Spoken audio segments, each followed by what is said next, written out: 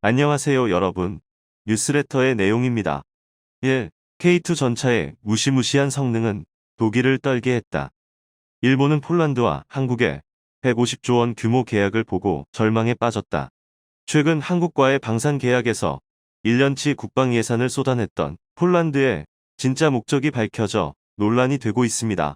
그동안 유럽 군사 전문가들은 우크라이나에 이어 러시아 침공에 다음 희생양이 될 것이 자명한 폴란드가 이를 사전에 대비하는 것이라는 주장에 이견이 없었는데요. 그러나 여기서 유럽연합은 매우 중요한 사실을 간과하고 있었습니다. 폴란드는 이번 군비 증강의 목적에 대해 단 한 번도 금황급등 말한 적이 없었다는 사실이죠. 얼마 전 러시아의 한 군사 전문가는 폴란드가 생각하는 가장 큰 적국이 러시아가 아닌 독일이라는 매우 흥미로운 칼럼을 게재했습니다. 실제로 폴란드와 독일은 그야말로 피를 피로 씻는 역사를 무수히 반복하며 실제로 폴란드와 독일은 그야말로 1991년 양국 간의 제3공화국 국경 확정 및 5호 조약이 최종 체결되기까지 이들은 무려 1000년 넘게 크고 작은 전쟁을 지속해왔습니다. 이 조약이 체결되기 전까지 독일은 폴란드의 분할과 독소 불가침 조약으로 두 차례나 폴란드를 멸망시켰으며 때문에 폴란드는 독일이 세계대전에서 이번이나 패망하고 난 뒤에서야 간신히 독일의 영향권에서 벗어날 수 있었는데요. 따라서 폴란드의 입장에선 한 번 당하기도 어렵다는 국가 멸망의 치욕을 이번이나 당했으니 당연히 독일에 좋은 감정을 갖고 있을 리가 없었고 이러한 악연은 우리의 생각보다 골이 깊으며 지금까지도 유럽에선 독일과 폴란드의 관계를 사자성어로 사생결단이라 칭하고 있습니다. 그나마 21세기 들어서는 양국의 관계가 많이 호전되긴 했지만 여전히 상황에 따라 국민 감정이 극과 극을 오가고 있으며 특히 난민 문제와 관련해선 폴란드인 이주민 노동자와 유럽연합의 보조금 문제 때문에 아직도 사사건건 충돌하고 있는데요. 게다가 폴란드의 집권 여당인 법과정의당이 갈수록 독재로서 인권 탄압에 나서자 한때 메르켈 독일 총리는 공개적으로 법과정의당을 비난하는 등 정치적인 갈등까지 심각한 수준이었죠. 실제로 한국과의 방산 계약을 맺기 전 폴란드와 독일 사이에선 또 한 번의 심상치 않은 사건이 있었습니다. 제2차 세계대전 83주년을 맞아 폴란드는 당시 자국을 침공한 독일에 1조 3천억 유로, 우리 돈으로 약 1752조 원의 엄청난 피해 배상을 요구해 논란이 됐습니다. 당시 폴란드 집권 여당인 법과정의당의 카친스키 대표는 1939년부터 전쟁이 종식된 1945년 사이 독일군의 폴란드 점령으로 인한 피해 배상을 국가 차원에서 공식적으로 요청할 계획이라고 밝히며 독일의 침공은 믿을 수 없이 잔인했고 오늘날까지 여파가 이어질 만큼 어마어마한 피해를 줬다면서 폴란드 의회의 2차 대전 피해 배상위원회 감정 결과 그 규모가 1조 3천억 유로로 산정됐다고 설명했습니다. 또한 수십 년에 걸쳐서라도 이 배상금을 받아내는 것이 폴란드의 최종 목표라며 세계 10개국이 독일로부터 피해 배상을 받은 만큼 폴란드 또한 배제될 이유가 없다고 목소리를 높였는데요. 이에 독일 외교부는 피해 배상 문제가 해결됐다는 정부의 입장은 변함이 없다면서 폴란드는 1953년 피해 배상을 포기했고 이를 여러 차례 확인했다는 등 이것이 오늘날 유럽 질서의 버팀목이 됐다고 반박했습니다. 다만 법과정의당은 구소련의 강요로 이뤄진 당시 합의가 무효로 판결될 가능성이 있는 만큼 2015년 집권 이후부터 무려 7년 동안 꾸준히 배상을 요구하고 있는 상황이죠. 일각에선 경기 침체와 물가 상승으로 지지율이 떨어진 여당의 정치 캠페인이라고 주장하고 있으나 앙금을 씻어내기 위해서라도 폴란드는 이를 끈질기게 요구할 수 있다는 견해를 내놓기도 했죠. 다만 폴란드가 단순히 정치적인 방법뿐만 아니라 충분한 힘이 있다면 전쟁과 같은 과감한 수단을 선택할 수도 있다는 게 문제였습니다. 실제로 폴란드가 한국과의 방산 계약을 서둘러 맺은 이유는 독일 국방부의 군비 증강 행보와 무관하지 않다는 게 중론인데요. 그런데 이때 폴란드에서 한국의 K2 흑표와 독일의 레오파르트 2 전차의 대결 시뮬레이션 결과를 공개하며 독일과 유럽연합국 모두를 깜짝 놀라게 만들었습니다. 지난 5월 현대로템 창원 시험장을 찾았던 마리우시브와 슈차크 폴란드 국방부 장관은 K2 흑표 전차를 타보고 경악을 금치 못했다고 합니다. 당초 폴란드가 구매하려던 독일제 레오파르트 2H 전차가 장애물이 있는 노면에서 퉁퉁 튀었던 것과는 대조적으로 K2 전차는 시험장 주행도로의 울퉁불퉁한 노면을 아무런 충격 없이 지나갔기 때문인데요.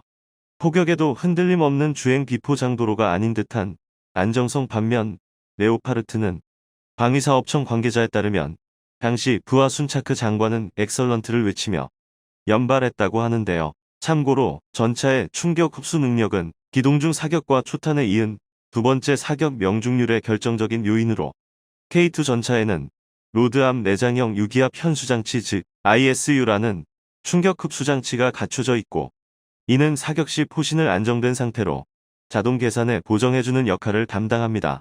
이 장치 덕분에 K2 전차는 기동 중에도 2km 앞의 적 전차를 정확하게 맞힐 수 있으며, 또한 1차 사격 이후 포신의 흔들림이 적어 곧바로 2차 사격을 가할 수 있습니다. 하지만 레오파르트는 달랐습니다. 현수장치가 판스프링으로 된 기계식이어서 교신의 떨림을 보정하기가 어려운 데다 전차가 움직일 때 사격 시 정확도가 크게 떨어졌는데요.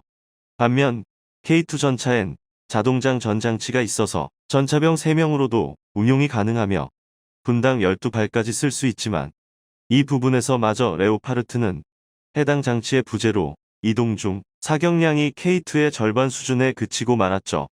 결과적으로 평지에서 두 전차가 맞붙으면 높은 확률로 K2 전차가 이긴다는 얘기인데요.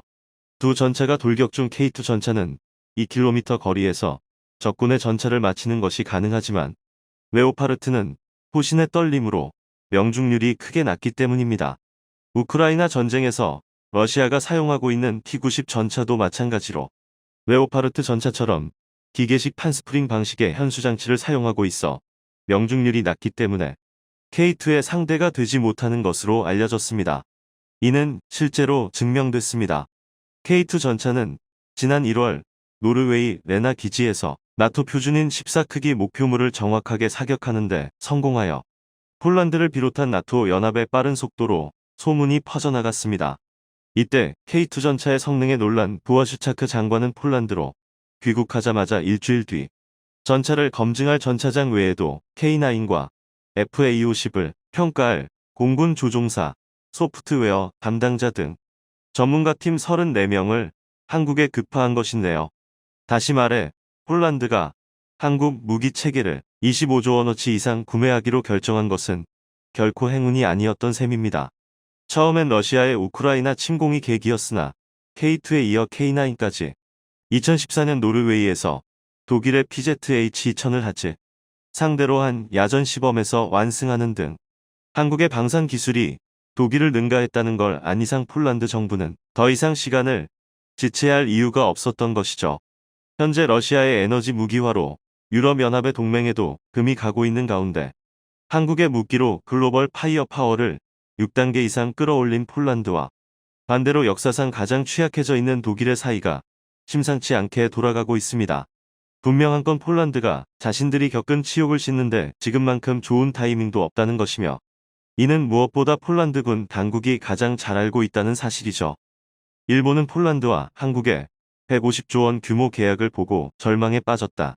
폴란드는 러시아가 우크라이나를 공격하자마자 미국에 이어 두 번째로 군사 장비를 많이 기증한 나라입니다. 그렇게 되면 필연적으로 군사 장비가 비게 되는데, 폴란드는 이 공백을 한국의 방산업계로부터 채우기로 결정한 것입니다. 하지만 이를 폴란드가 독일에 충격적인 요구를 하며, 이를 EU연합도 폴란드를 러시아 최전방으로 인정하고 여기에 힘을 실어주고 있습니다. 폴란드가 독일에서 배상금을 받아 한국에 수백조 원의 선물을 준비했다는 일본발 뉴스가 나와 화제입니다. 이 기사를 본 일본은 한국의 방위산업을 약화시켜야 한다고 했지만 그 계획이 수포로 돌아가게 생겼는데 무슨 일인지 자세히 알아보겠습니다. 폴란드가 한국 방산업계에서 무기를 구입하게 된 계기는 바로 러시아의 우크라이나 침공 때문입니다. 우러 전쟁이 발발하고 3일 뒤 독일이 재무장을 선언하는 사건이 일어났습니다. 선언문을 보면 우리는 푸틴 같은 전쟁광을 멈춰야 한다. 우리는 자신의 힘이 필요하다. 강력하고 현대적인 독일군이 필요하고, 우리는 경제 생산량 GDP의 2%를 투자해서 강력한 장비를 갖출 것이다. 그렇다. 우리는 우리의 자유와 번영을 완전히 보장할 계획이다. 선언과 동시에 즉시 140조 원을 독일군에 투입했습니다. 2019년 푸틴이 폴란드는 2차 세계대전에 책임이 있다며 히틀러와 서방이 공모해 2차 대전 토대를 만들었고 러시아는 그걸 막으려고 폴란드로 쳐들어간 것이다. 폴란드는 유럽 내 유대인들을 말살하려는 히틀러의 계획에 찬동한 반유대주의 국가이다라는 소리를 하게 됩니다. 이어서 푸틴은 2차 대전은 독일과 소련의 불가침 조약 때문이 아니다며 서구 국가들이 배신한 것이 원인이라고 얘기했습니다. 여기서 푸틴이 이야기하는 공모는 바로 1938년 일명 서구의 배신으로 불리는 머넨 협정입니다. 머넨 협정은 전쟁을 두려워했던 당시 영국과 프랑스 등 서구 국가들이 체코슬로바키아 영토 중 일부를 독일 히틀러에 양도한 협정인데 영국 총리였던 레임 체인벌린이 문헨에 가서 받아온 히틀러의 친필 서명이 담긴 서약서를 들어올리며 우리가 전쟁을 막았다고 헛떡거렸지만 6개월 후 히틀러가 폴란드를 침공하며 세계 2차 대전이 시작된 것입니다. 이에 푸틴은 소련은 생명은 구했다. 나치에게 침공받은 폴란드를 점령해서 많은 수의 유대인을 구했다. 소련의 폴란드 점령은 필요했으며 이미 폴란드 정부가 국가 통제권을 잃었다라고 이야기했습니다.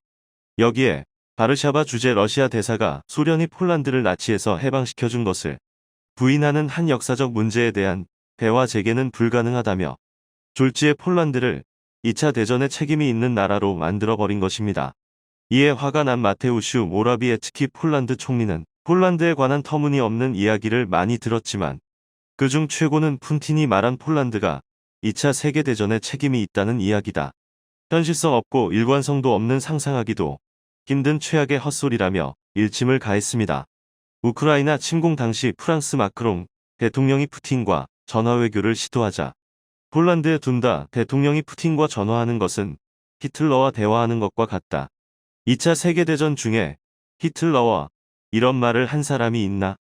히틀러의 체면을 구기지 않는 방식으로 진행할 것이냐? 그런 소리는 들어본 적도 없다면서 다시 한번 일침을 가했습니다. 프레서치 센터의 보고에 따르면 폴란드인의 94%는 러시아가 가장 큰 위협이다라고 생각하고 있으며 이 상황에 우크라이나를 침공한 러시아에 감정이입을 하는 폴란드가 이해되는 것입니다. 전쟁이 발발하자 폴란드는 탱크 240대와 가지고 있던 전투기 미그 29를 모두 지원했는데 당시 미국이 말렸다고 합니다. 이에 폴란드가 비어있던 방산 공백을 미국으로부터 250대의 에이브람스 탱크와 116대의 중고 탱크까지 구매를 체결하며 빠르게 채워나갔는데 패트리어트 대공 방어 시스템, 하이마즈 로켓 발사기 등 엄청난 양의 방산 장비를 채워나가기 시작했습니다. 하지만 이래도 부족했던 폴란드는 세계 무기 수출 국가들을 둘러보던 중 스톡홀름 국제평화 연구소 시프리에서 2021년 3월 16일에 공개한 자료를 바탕으로 보면 미국에선 이미 중고 탱크까지 사들였으며 러시아와 중국을 제외하고 대량 생산이 가능한 나라를 찾다가 한국과 이스라엘이 남게 되었습니다. 그러다 한국처럼 빠르고 신속하고 저렴하며 추워도 기동하고 더워도 기동하며 산악 지형에서 가동은 물론 대량 생산은 기본의 유럽 생산 또한 가능하고 재고도 가지고 있는 나라는 한국뿐이었습니다. 그렇다면 한국 무기들은 왜 검증이 되어 있을까요? 한국은 아직 전쟁 중입니다. 북한과 휴전 중이지만 말 그대로 휴전 중이지 전쟁이 끝난 것은 아닙니다. 한국은 언제든 전시태세를 갖추어야 하기 때문에 꾸준히 탱크나 전투기를 만들어 왔기에 그 성능은 이미 검증되어 있는 것입니다. 그리고 독일의 군비 증강 선언 이후 폴란드도 한 가지 선언을 하게 됩니다. 바로 독일처럼 강력한 군비 증강을 선언하게 됩니다. 폴란드 군대를 나토에서 가장 큰 군대로 만들겠다며 폴란드군의 규모를 현 14만 명에서 30만 명으로 늘리겠다고 선언했습니다. EU에서 가장 군인이 많은 나라가 1위 튀르키예 35만 명, 2위 프랑스 20만 명, 3위 독일 18만 명으로 현재 폴란드는 8위에 위치하고 있습니다. 30만 명으로 늘리게 된다면 사실상 유럽 중에선 최대 병력 보유국이 될 가능성이 높습니다. 이어 폴란드는 막대한 예산을 감수하겠다며 처음에는 GDP 3%로 발표했었습니다. 하지만 집권당 대표가 3%는 약하다며 GDP 5%까지 끌어올리겠다고 선언했습니다. 그리하여 지난 7월 폴란드와 한국이 대규모 방산물자 공급 계약을 체결했습니다. 올해 9월 1일은 2차 세계대전이 일어난 지 83년이 되는 해입니다. 폴란드는 독일이 야기한 피해로 1조 3천억 유로에 달한다며 피해 배상을 요구했습니다. 야로슬라프 카친스키 폴란드 집권 법과정의당 대표는 이날 바르샤바에서 기자회견을 열고 독일은 폴란드를 침공해 우리에게 어마어마한 피해를 야기했다면서 그 영향은 오늘까지 이어지고 있다고 말했습니다. 그러면서 피해 배상까지는 걸고 어려운 길이 될 것이며 독일은 피해 배상액을 한 번에 지급하기보다는 수십 년에 걸쳐서 지급해야 할 것이라고 내다봤습니다. 그는 이미 전 세계 10여 개국이 독일로부터 피해를 배상받았다면서 폴란드가 이로부터 배제될 이유는 없다고 강조했습니다. 그런데 이 와중에 일본의 한 정치평론가의 칼럼이 화제를 모으고 있습니다.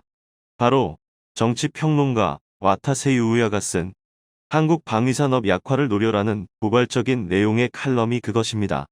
칼럼의 내용은 대략 이렇습니다. 한국과 일본의 관계가 나빠지고 있는데 현재 일본 정부는 미국의 눈치를 보고 한국에 대한 제재 조치를 망설이고 있다. 이는 잘못된 것이며 당장 정치와 경제적인 공격을 가하면 미국은 일본 편을 들어 한국이 사죄할 것이라 전제한다. 이제 앞으로 적이 될 한국의 군사력이 일본에 위협을 줄 수 없도록 한국의 방위산업이 성장하지 못하도록 방해해야 한다는 것입니다. 즉 한국의 방위사업을 망하게 하면 분쟁이 생기더라도 국방력이 약하니 실질적으로 위협하지 못할 것이고 이를 위해 군함을 건조하는 대우조선 해양에 공적 자금을 투입하는 것을 제소하는 등 가능한 모든 방법을 동원해 한국의 국방 예산과 국방력을 약화시키는 전투를 하자는 것입니다. 이 칼럼을 본 누리꾼들은 한국산 무기는 비싸고 품질이 나쁘며 비리덩어리, 반일, 친한 단체 때문에 이런 정책이 진행되지 않는다.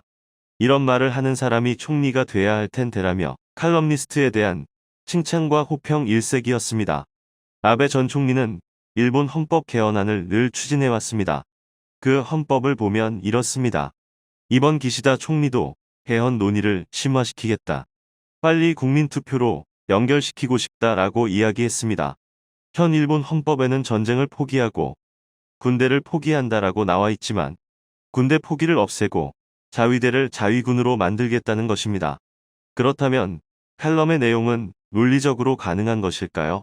결론적으로 일본의 방위산업은 그 역사와 규모, 기술에 비해 처참하다 못해 안쓰러울 정도로 국제시장에서 존재감을 발휘하지 못하고 있습니다. 가장 쓰라린 실패는 호주의 SEH-1000 사업입니다.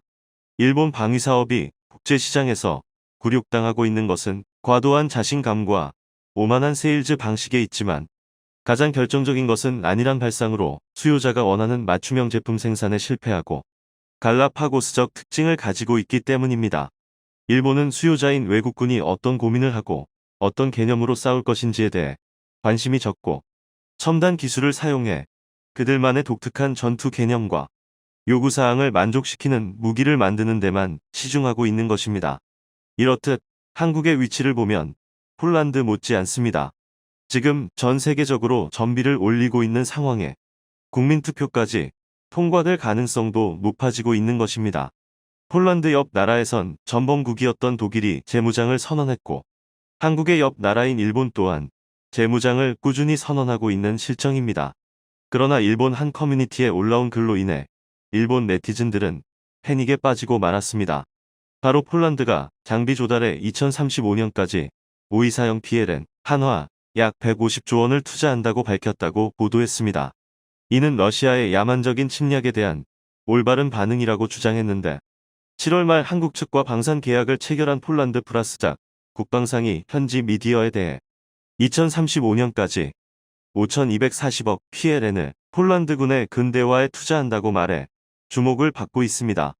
5,240억 PLN은 2035년까지 국방 예산이 아니라 2035년까지 취득하는 장비 조달 자금으로 매년 403억 PLN 한화 약 11조 원을 장비 조달에 투자한다는 의미로 국방부는 이 거액의 투자는 우리의 안전을 보장하기 위한 것이다 라고 덧붙이며 폴란드 미디어도 폴란드군의 근대화에 투자되는 금액으로 과거 최고액이라고 보도했습니다.